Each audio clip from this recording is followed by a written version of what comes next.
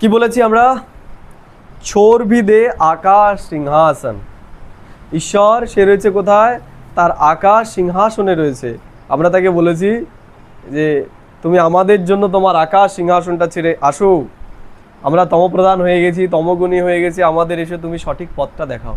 তাহলে সে এখন আমাদের সঠিক পথ দেখাচ্ছে যে তোমরা এগুলো করো, আর আমরা কি করছি সেটা আমাদের দেখতে হবে। ঈশ্বর বলছে অন্তর্মুখী হও, কিন্তু আমরা হচ্ছি? আমরা অন্তর্মুখী হচ্ছি না। আমরা নিজের দোষ গুণগুলো দেখছি না যে আমার ভেতরে কি দোষ রয়েছে যার জন্য আমি মিলিয়ে চলতে পারছি না। মেন কি? সংস্কার মেলানো, এটাই তো। বাবা এসে কি করতে? আমাদের সংস্কার মেলাতে এসেছে। তাহলে আমি দূরে সরে যাচ্ছি মানে কি? আমি মেলানোর চেষ্টাই করছি না, আমি এফার্টই করছি না, পুরুষার্থই করছি না। আমাকে মেলাতে হবে, যে আমি যেন কোনো ঝামেলা ক্রিয়েট না করি, এটা আমাকে দেখতে হবে।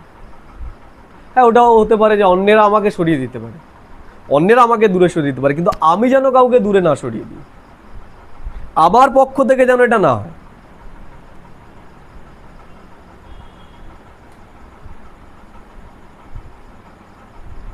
কেউ আমাকে দূরে সরিয়ে দিতে পারে, কিন্তু আমি যেন কাউকে দূরে সরিয়ে না দিই, এইটা দেখতে হবে যে এই জায়গায় কোন জিনিসটা আমাকে বাধা দিচ্ছে। যেই জিনিসটা বাধা দিচ্ছে সেটার ওপর আমাকে পুরুষার্থ করতে হবে।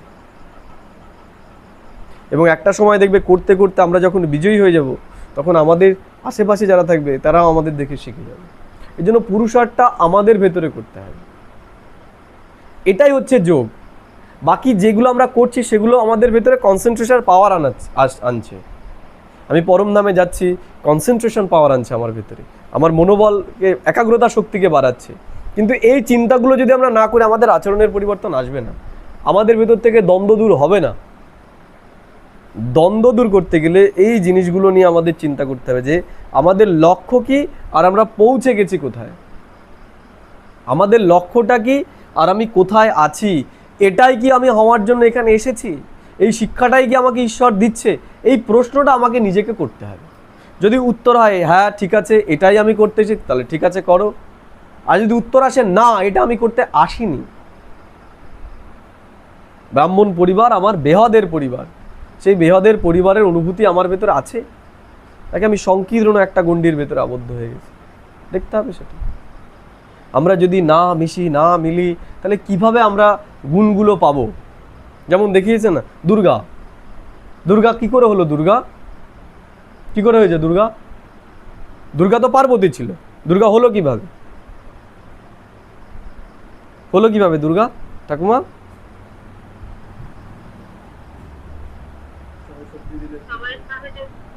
সবাই করেছে। সবাইকে কে? হ্যাঁ, সব সব দেবতারা সহযোগ করেছে। ইন্দ্র কিছু দিয়েছে, বরুণ কিছু দিয়েছে, ব্রহ্মা কিছু দিয়েছে, তাই তো নাকি?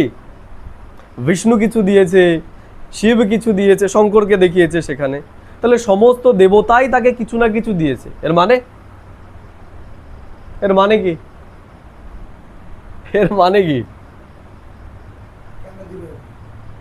এর মানেটা কি? এর মানে দেখো যে আমরা সবার কাছ থেকে আমাদেরকে নিতে হবে। আমার কাছে যে সম্পূর্ণ রয়েছে এটা নয়, প্রত্যেকের ভিতরে আলাদা আলাদা আলাদা আলাদা গুণ রয়েছে। যখন আমরা একে অন্যের সংস্পর্শে আসব, তখন জানতে পারবো যে আমার ভেতরে কোন জিনিসগুলো নেই, আমাকে সেগুলো নিয়ে আসতে হবে। মিলন হবে কখন? যখন সবগুলো মিলবে, তখনই তো। পাজল যখন মেলাও, কি করে মেলাও? একটা মিললেই কি হয়ে যায়? সবগুলোকে মেলাতে হয়। তাহলে আমাদেরও এই যে মিলন হবে, সেটা কিসের আধারে? আমাদেরও মেলাতে হবে সবগুলোকে।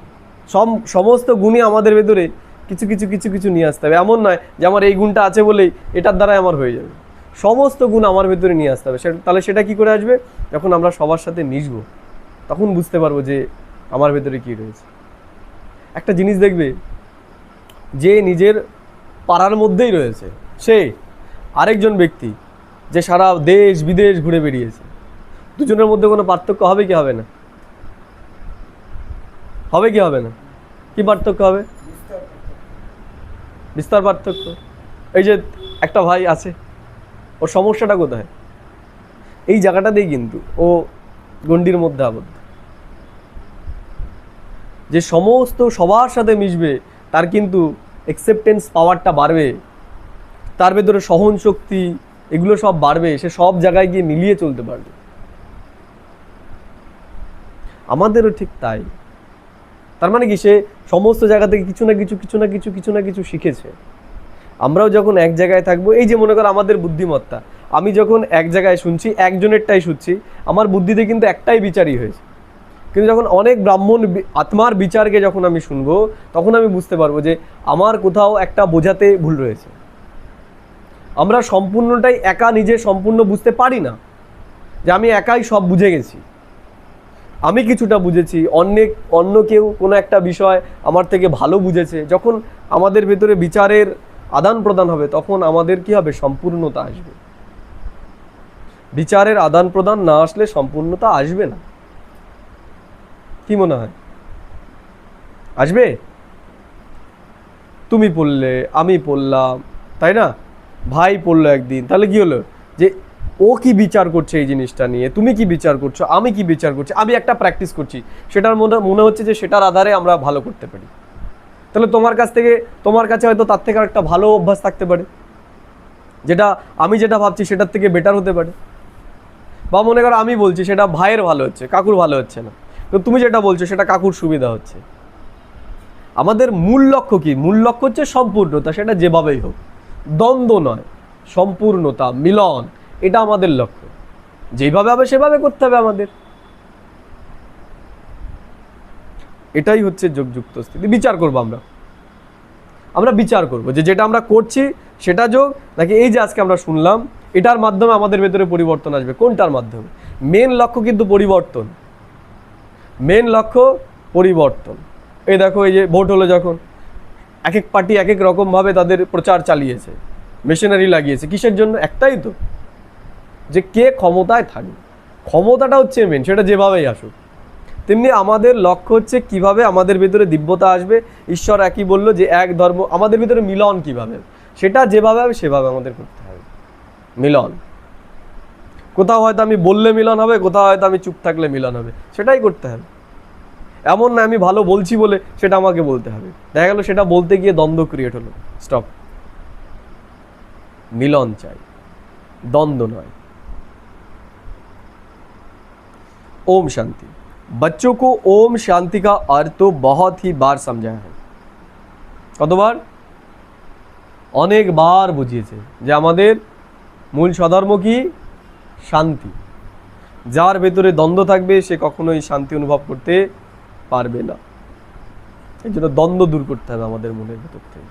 দ্বন্দ্ব মানে বাইরের দ্বন্দ্ব তো রয়েছেই, প্লাস আমার ভেতরে যে দ্বন্দ্বগুলো চলছে সেগুলোকে আমাদেরকে দূর করতে হবে জ্ঞানের দ্বারা। ओम यानी मैं कौन? मैं आत्मा। আমি কে? আমি आत्मा। यो शरीर हमारे ऑर्गन से। मैं आत्मा परम धाम की रहने वाली। আমি কোথায় ছিলাম? আমি পরম ধামে ছিলাম। भारतवासी पुकारते हैं कि हे दूर देश के रहने वाले आओ, क्योंकि भारत में अभी बहुत धर्मग्लानि दुख हो पड़ा है। কেন ডেকেছি? যে ভারতে ধর্মগ্লানি হয়ে গেছে। কি করে ধর্মগ্লানি হলো? ধর্মগ্লানি হলো কি করে? কি করে হয় ধর্মগ্লানি? বোঝাতে চেয়েছে এক আর বুঝে নিয়েছে আর এক, তাতেই তো সমস্যা। তাহলে আমাদের যারা পূর্বপুরুষ, যারা গ্রন্থগুলো লিখেছে, তারা একটা বোঝাতে চেয়েছে, আর যারা পণ্ডিত তারা বুঝে নিয়েছে আরেকটা, ব্যাখ্যা করেছে উল্টোপাল্টা। এর জন্যই আমাদের বর্তমান অবস্থা। এই জন্য ঈশ্বর বলছে যে সে আমাদের ধর্মগ্লানি থেকে মুক্তি করতে আসে। অর্থাৎ এই যে আমরা দেবী দেবতাদের বদনাম করেছি, তাদের নামে কুৎসা রটিয়েছি, এগুলো থেকে সে আমাদেরকে এখন মুক্ত করতেছে। সঠিক ব্যাখ্যাটা, সঠিক জিনিসটা সে আমাদেরকে এখন বোঝাতে এসেছে।